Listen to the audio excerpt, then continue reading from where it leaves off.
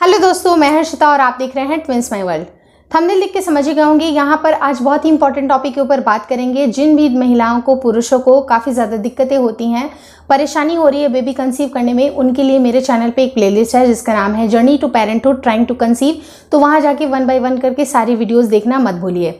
आज की specific topic में आपको बताऊंगी कि बहुत सारे ऑलरेडी इसके ऊपर वीडियोस बन चुके हैं कि कौन कौन से आपको सिम्टम मिलते हैं जिससे आपको पता चल जाता है कि आपके शरीर से जो एग मैच्योर हुआ है वो रिलीज हुआ है।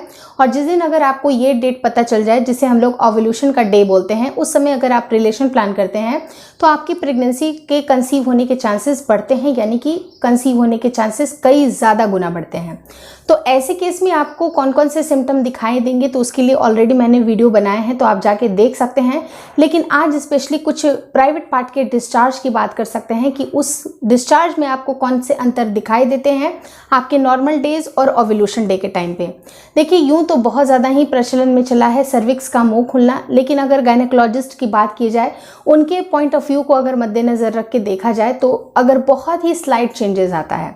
मतलब अगर आप सर्विक्स का माउथ को ओपन करते हैं, चेक करते हैं उसे, और कई बार क्या होता है कि बहुत सारी लेडीज़ होती हैं वो प्रॉपर हाइजीन मेंटेन नहीं कर पाती हैं, जिसकी वजह से उनको काफ़ी ज़्यादा दिक्कतें होती हैं। मे बी शायद उनको यूरिन ट्रैक्ट इन्फेक्शन हो जाए।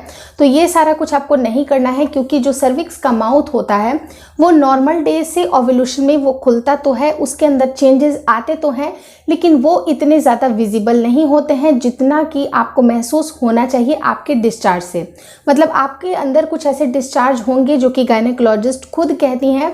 मैं पर्सनली अपने डॉक्टर से मिल के आई हूँ, तो उन्होंने मुझे कुछ बातें बताई थी और वो पता चल गया था कि बहुत ही ज़्यादा आपको फ़र्क नहीं पड़ता। अगर आप फिंगर को इंसर्ट करके देखते हैं तो इससे तो ये देखिए गंदगी जाने का चांसेस भी बनता है, प्लस अगर किसी तरह का अगर आपका नेल बड़ा है तो कुछ कट मार्क भी आ सकते हैं, कहीं अगर ज़्यादा हो गया तो ब्लीडिंग भी हो सकती है। तो ये सब जो खतरे होते हैं वो आपको मोल लेने नहीं चाहिए। आपको ओव्यूलेशन का पता लगाने के लिए बहुत सारे ऐसे सिम्टम हैं जो कि ऑलरेडी मेरे चैनल पे अपलोडेड है, तो आप उसे जाके एज ए रेफरेंस देख सकते हैं।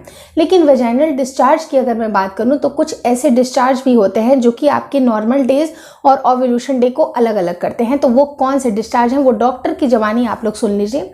जब मैंने उनसे पूछा था, जब अपनी डॉक्टर से मैंने वहाँ पर गई, जो एक इंटरनल चेकअप वगैरह के लिए, एक डेली रूटीन चेकअप के लिए जब मैं गई थी, तो वहाँ पर डॉक्टर ने ऐसे ही बोला कि आपके प्राइवेट पार्ट से कुछ डिस्चार्ज आ रहे हैं जो कि नॉर्मल नहीं है। तो मैंने बस हंस के ऐसे ही कह दिया कि मे बी शायद ये ओव्यूलेशन का टाइम हो सकता है, क्योंकि मेरी जो एक्सपेक्टेड जो साइकिल है उसके हिसाब से जो ओव्यूलेशन का टाइम इस टाइम पे ही बैठ रहा था। तो मैडम ने सिंपली एक चीज़ मुझे बताई कि जी नहीं, ऐसा नहीं होता है। कोई भी डिस्चार्ज को हम लोग ओव्यूलेशन का डिस्चार्ज नहीं बोल सकते हैं। अगर नॉर्मल डेज में अगर आपकी डिस्चार्ज है वो काफ़ी ज़्यादा थिक आ रही है, या फिर अगर दही जैसा थोड़ा फटा फटा है, तो वो एक इन्फेक्शन का कारण हो सकता है। लेकिन अगर थिक डिस्चार्ज है, उसके अंदर किसी तरह की बदबू है, तो वो इन्फेक्शन के कारण हो सकते हैं। लेकिन अगर स्पेसिफिकली ओव्यूलेशन की बात की जाए तो आपके डिस्चार्ज में काफ़ी ज़्यादा उसकी जो कंसिस्टेंसी है वो पतली हो जाएगी। मतलब पतली सी डिस्चार्ज आएगी, वाटरी टाइप की डिस्चार्ज आएगी, जो कि आपकी थोड़ी सी लसलसी भी हो सकती है या फिर क्लियर हो सकती है। उसमें किसी तरह की कोई बदबू नहीं होगी, एकदम आपको नॉर्मल वो स्मेल लगेगी। अगर आपकी एक्सपेक्टेशन के हिसाब से, यानी कि जो भी आपकी मेंस्ट्रुएशन साइकिल है उसके इन बिटवीन अगर आप बाकी सिम्टम्स को भी मैच करके देखते हैं, तो ये जो डिस्चार्ज होते हैं उससे आपको एक अंदाज़ा लग जाएगा कि पहले आपकी जो डिस्चार्ज थी वो थोड़ी सी गाढ़ी आ रही थी, लेकिन अब वाली जो डिस्चार्ज है वो काफ़ी ज़्यादा पतली है और इसकी कंसिस्टेंसी आपको थोड़ी सी वाटरी लग सकती है, थोड़ी चिपचिपी लग सकती है, जिससे कि आप एक अंदाज़ा लगा सकते हैं कि मे बी शायद आपने ओव्यूलेट किया है, आपके शरीर से अंडा निकला है। फिर भी अगर कुछ कन्फ्यूज़न रहती है तो आप ओव्यूलेशन किट का भी इस्तेमाल कर सकते हैं, लेकिन इसके अंदर ड्रॉबैक ये रहती है कि ओव्यूलेशन किट जो होते हैं काफ़ी ज़्यादा महंगे होते हैं।